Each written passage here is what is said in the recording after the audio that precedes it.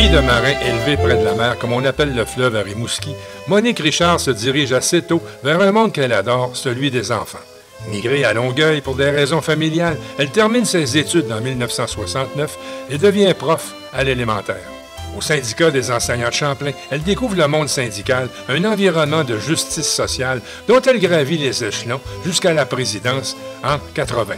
4 ans plus tard, à la demande d'Yvon Charbonneau, elle passe au national, où, de fil en aiguille, elle devient 2e VP, puis, au départ de Lorraine Pagé en 99, présidente.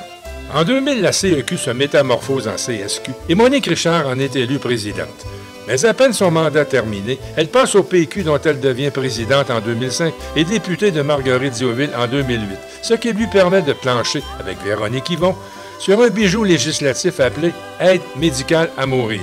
Depuis, on la retrouve dans divers organismes à finalité sociale, dont une coop d'habitation pour personnes âgées, ce qui lui permet de repousser constamment sa mise à la retraite aux calendes grecques.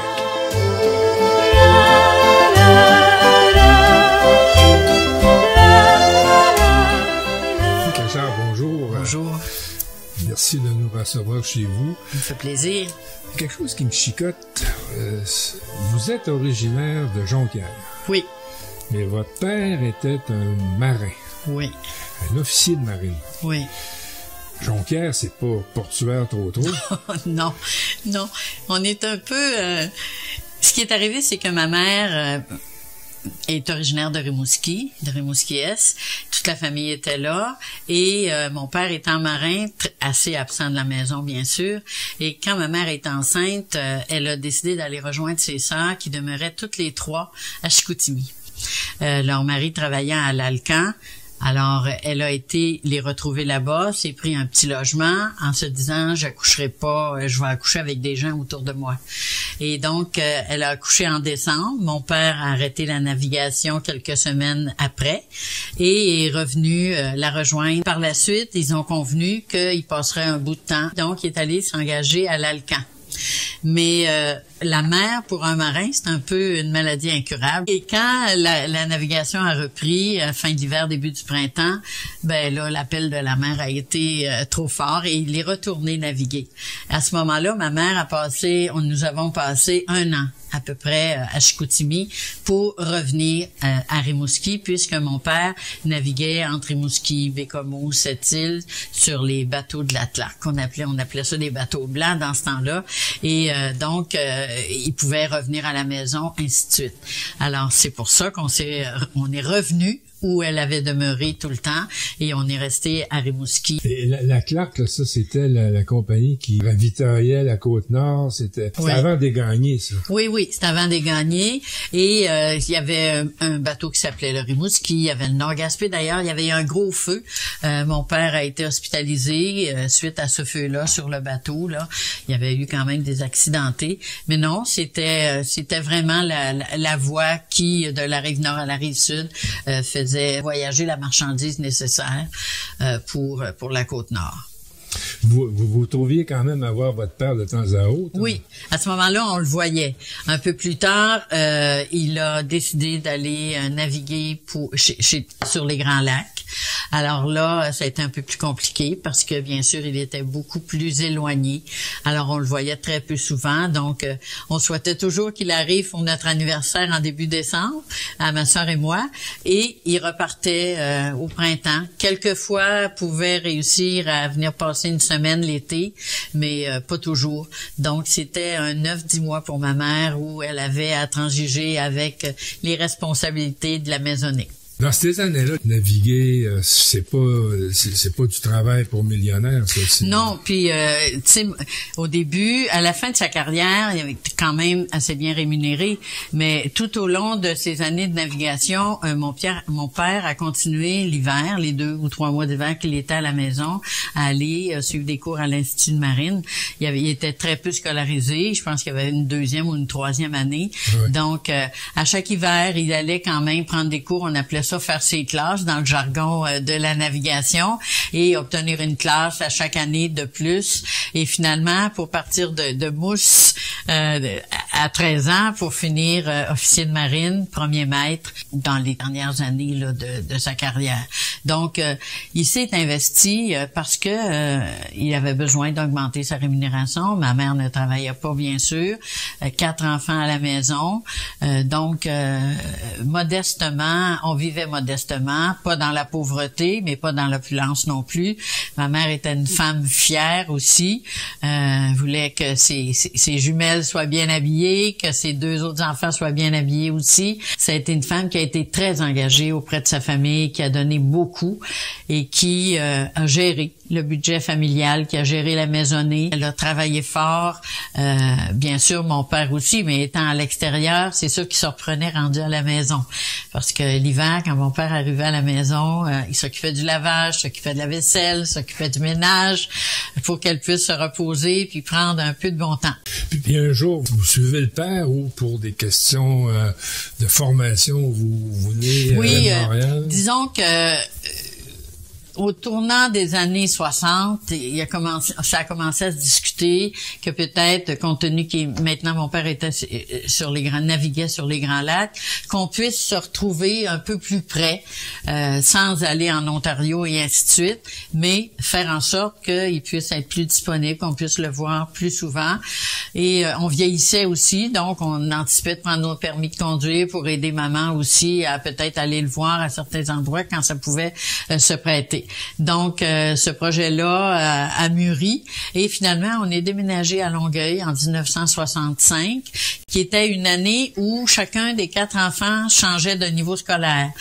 Pour ma part, j'entrais à l'école normale, ma sœur s'en allait dans une école de secrétariat et les 2 plus jeunes entraient au secondaire à la polyvalente à Gérard-Filion. Et on s'est retrouvés ici un 1er juillet pour amorcer nos vacances d'été où on s'est ennuyé à mourir.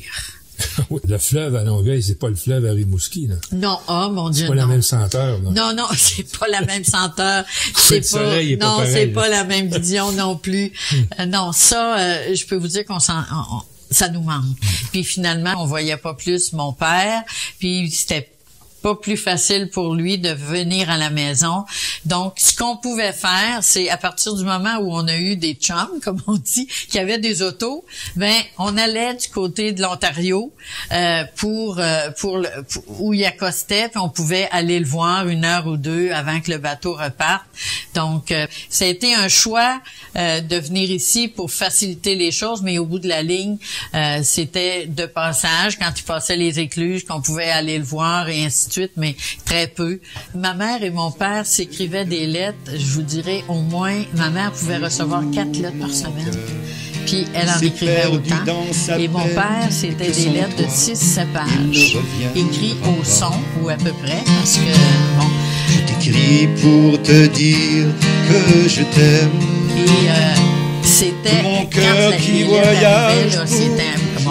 ma mère s'assoyait, puis elle me lisait les lettres, là. Puis c'était toujours un événement. Mais moi, ça m'a fasciné, ça, cette capacité qu'ils avaient de se parler, de se comprendre, de communiquer par le biais de courrier comme ça, d'une façon aussi assidue pendant autant d'années. Et mon regret, c'est que ces lettres-là, personne ne les a gardées. Non, personne ne les a gardées. Moi, ce que j'ai, c'est quelques cartes postales de certains endroits où il est allé, mais ça me fait extrêmement de peine parce que c'était, même si c'est écrit au son, là, c'était des lettres amoureuses. C'était des lettres de communication, d'affection. C'était incroyable. C'était vraiment des beaux moments, ça, qu'on a pu vivre.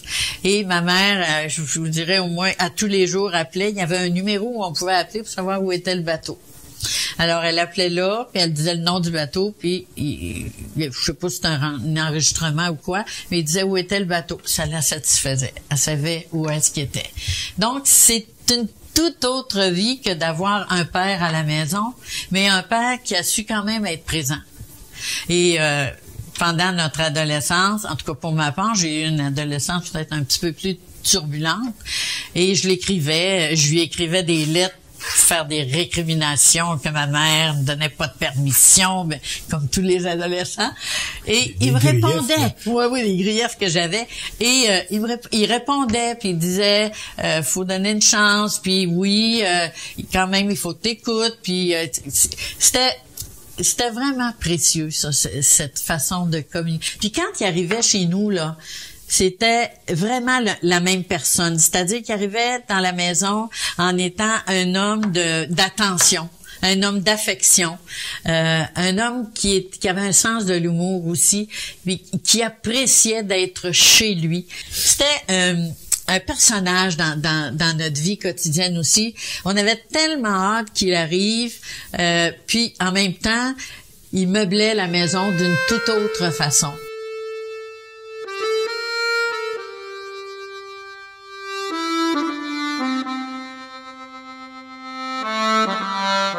J'ai étudié à l'École normale en histoire. Pour moi, c'était très important. Je suis encore accrochée là-dessus, les livres historiques, les romans d'histoire et ainsi de suite. J'adore ça. J'ai commencé à enseigner à un certain moment. Mais pourquoi au départ vous avez pris l'École normale? Parce que les enfants me fascinaient. J'ai été monitrice de terrain de jeu à partir de 12 ans. Quand je suis arrivée à Longueuil, j'ai été engagée par la ville de Longueuil et les enfants me fascinaient, je les aimais. Particulièrement les petits cas, là, les petits cas problèmes. Je sais pas si je m'y retrouvais plus, mais c'est ces enfants-là qui m'attiraient. Et je me souviens, je sortais de chez ma mère le matin pour m'en aller au terrain de jeu, puis il y avait tout le temps 3-4 petits jeunes, une à me chercher en vélo, ils m'attendaient en avant de la porte, dont un dont les parents étaient dans le crime organisé et tout ça, et que je ne savais pas. Là, moi, je découvrais ça. On arrivait de Rimouski, nous autres, là, hein? Fait que on connaissait pas ça. Et je l'ai amené avec moi à Rimouski en vacances pendant 2 semaines. J'ai fortement payé pour. Il s'est sauvé. Il a fait un petit vol. Bon, mais je l'aurais adopté sans voir la pesanteur du défi, mais je sais pas, les enfants avec des difficultés ou les enfants avec des problèmes sociaux et ainsi de suite, ça m'a toujours interpellée. Et c'est pour ça que je suis allée à l'enseignement en me disant, j'aimerais bien me retrouver avec des enfants dans des classes. Je pense que c'est des aptitudes que j'avais développées dans mes relations avec les jeunes et je me disais, ça sera gagnant si je vais dans cette profession. Et là, vous graduez et vous enseignez à l'élémentaire. Oui. Ce qui est logique avec ce que vous venez de nous raconter. Oui. Comment ça se passe? Au bout de 2 ans, vous devenez délégué syndical. Oui. Bon, mais pourquoi vous, au bout de 2 ans? C'est la petite nouvelle, finalement, qui ramasse la job? Non, parce que je suis arrivée dans une nouvelle école. Vous savez, en 69, quand j'ai quitté, j'avais 5 offres d'emploi. C'était pas comme aujourd'hui. Alors, 5 offres d'emploi, j'ai choisi la commission scolaire Jacques-Cartier à Longueuil et je suis entrée dans une école qui ouvrait, l'école Georges-Étienne Cartier. J'ai commencé à enseigner là en 2e année. On préparait en 69 la négociation déjà qui s'en venait 1 an et demi plus tard, où s'est mis en place le premier Front commun, 1972. Et ça m'intriguait beaucoup. J'avais le goût de m'investir. J'avais des collègues enseignantes qui étaient assez impliquées, donc je me suis mis à suivre ça de près. Et j'ai pris finalement 2 ans plus tard le travail de délégué syndical et ça s'est jamais démenti par la suite. J'ai été une syndicaliste qui s'est engagée dans l'action syndicale pour améliorer les conditions d'exercice de notre travail, donc conséquemment pour améliorer les conditions d'enseignement pour nos jeunes et les amener à développer leur plein potentiel. Vous savez, en 2e année, à ce moment-là, j'avais 36 élèves dans ma classe. 36. Alors, s'il en entrait un autre, j'étais obligée de sortir, ça avait plus aucun sens. Mais il y avait des cas là-dedans. Je pense que la moyenne, c'était 32. Écoute, c'était 32. Puis c'était toutes des petits mouches, là, mais ça en fait 36 pareil. Il y en avait un là qui était tellement tannant qu'il passait la moitié du temps assis à côté de moi ou sur mes genoux. C'était une petite peste adorable. Il y avait le visage pour se faire aimer. Mais intraitable, en dessous des bureaux, par-dessus les bureaux, peu importe, il y avait toujours sa place pour le retrouver. Mais c'est un métier que j'adorais. Et je me disais, c'est impossible d'amener tous nos élèves à la réussite avec des classes, avec un nombre d'élèves comme ceux-là. Les enfants n'étaient pas étiquetés comme ils sont aujourd'hui. Mais on en avait dans nos classes des cas de discipline, puis on en avait des familles dysfonctionnelles, puis on en avait des parents qui ne suivaient pas, puis alors il fallait se démêler avec tout ça, avec pas beaucoup d'aide non plus à ce moment-là. Donc c'est ce qui m'a amené à l'action syndicale, et j'ai toujours dit moi que je suis allée à l'action syndicale parce que j'adorais le travail que je faisais.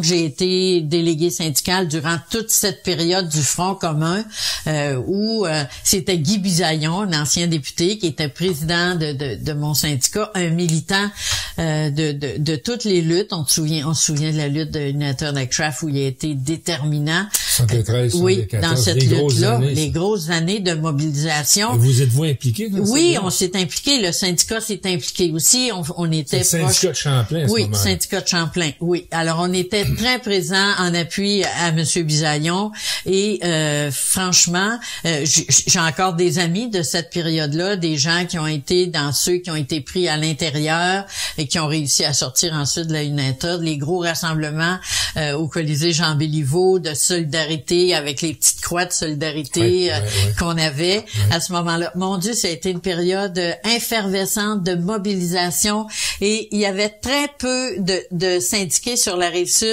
qui ne se sentaient pas concernés par cette situation à la United Aircraft. Les familles étaient touchées.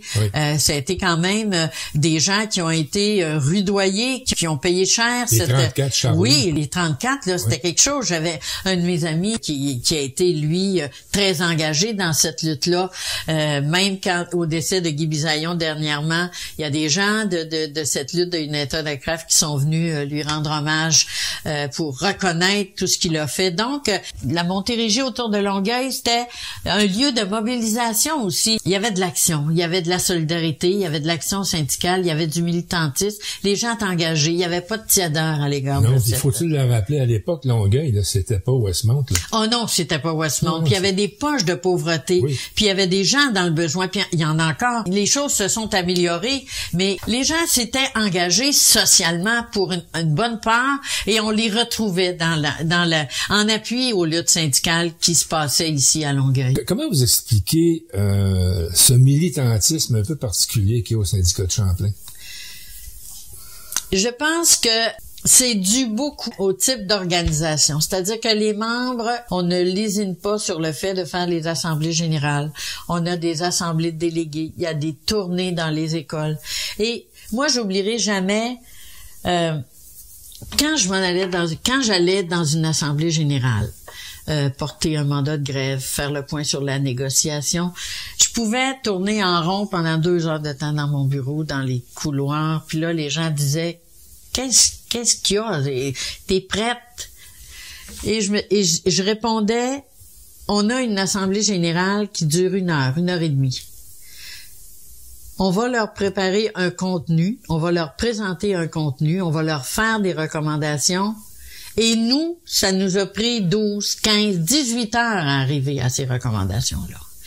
Donc, c'est un acte de foi. C'est la confiance qui fait en sorte que les gens vont acquiescer à tes recommandations et te donner un mandat de grève. Donc, il faut être transparent. Il faut dire tout. Il faut que les gens soient conscients qu'il y a des enjeux, le pour et le contre, et pourquoi on vous fait cette recommandation-là. Et ça m'a toujours habité. Ça m'habite encore. Je travaille avec des personnes âgées actuellement, puis je leur donne leur juste. Il faut donner leur juste aux gens. Et je pense qu'au syndicat de Champlain, ça a toujours été une marque de commerce, ça. Vous avez rencontré déjà Lionel Bergeron, oui. Vous savez quel genre de bonhomme c'est. Il n'y a pas de cachette, les choses sont transparentes, on dit les choses comme elles sont. Pierre-Paul Côté, c'est un militant de chez nous aussi, qui est aussi très transparent dans ses façons de faire. Guy Bisaillon, c'était pareil. Donc, je pense que c'est une culture d'organisation qui fait en sorte que on décentralise le pouvoir, mais en même temps, on est très présent et très transparent pour nos membres. Et je pense qu'on récolte. On récolte ça.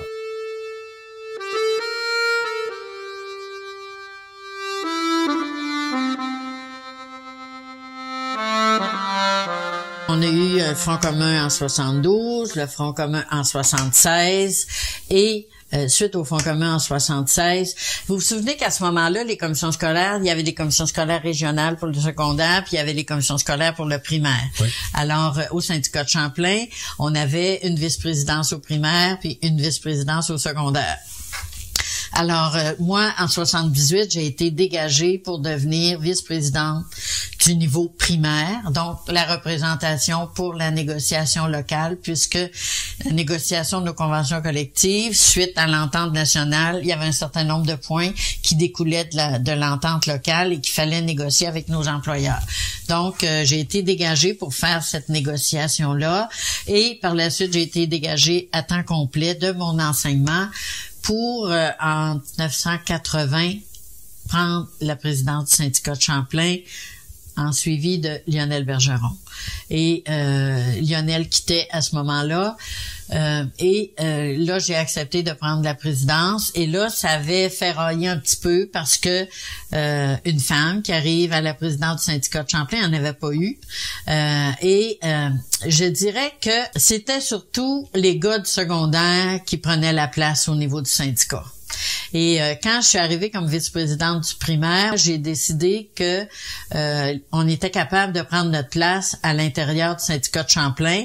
Donc, il y a eu un congrès où les gars du secondaire nous avaient un peu à l'usure parce que nos délégués femmes quittaient parce qu'ils allaient enseigner le lendemain matin. Fallait qu'ils soient en forme devant les élèves.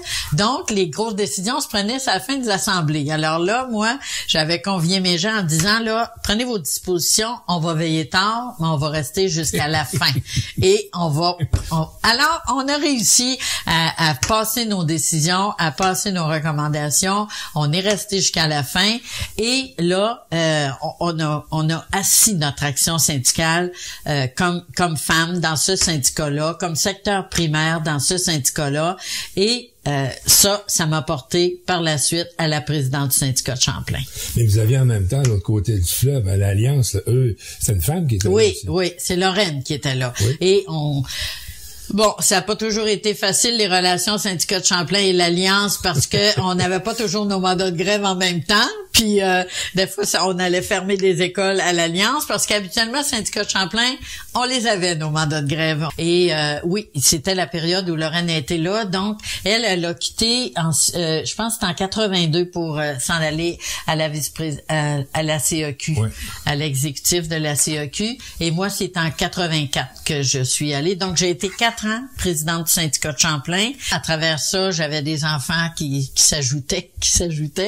Mais j'avais 3 enfants, dont la dernière avait 2 ans. Parce que quand j'étais vice-présidente, j'étais enceinte de Marie-Ève. Alors, avec 3 enfants, la maisonnée, le syndicat, les instances nationales, disons qu'il fallait avoir un sens de l'organisation un peu. Mais oui, ça s'est bien joué. Ça m'a amené une séparation un petit peu plus tard, mais... C'est un des fléaux du monde syndical. Le couple est dur à gérer là-dedans. Oui, le couple est dur à gérer parce que on fait du bureau pendant le jour, on fait des réunions syndicales le soir et on faisait les instances la fin de semaine. Donc, ça faisait des moments d'absence, un réseau de garderie ou de gardiens ou de gardiennage à avoir si on voulait pas que tout repose sur les épaules du conjoint. Puis, à cette période-là, la place des femmes dans le monde du travail, c'était pas assumé par tous les hommes. Et une femme qui est mieux salarié que son conjoint, j'étais pas assumée par tous les hommes non plus. Et ça génère aussi des questionnements dus au fait, en plus, qu'on est souvent absent. Ben, finalement, à un moment donné, il faut prendre les décisions, ouais.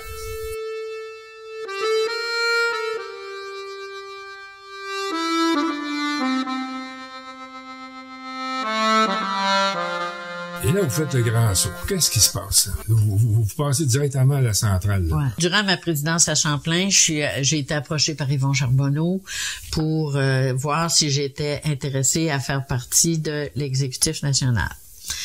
Le bureau national de l'époque qu'on appelait. Et là, j'en parle avec les gens du syndicat de Champlain. La relève, il y avait de la relève.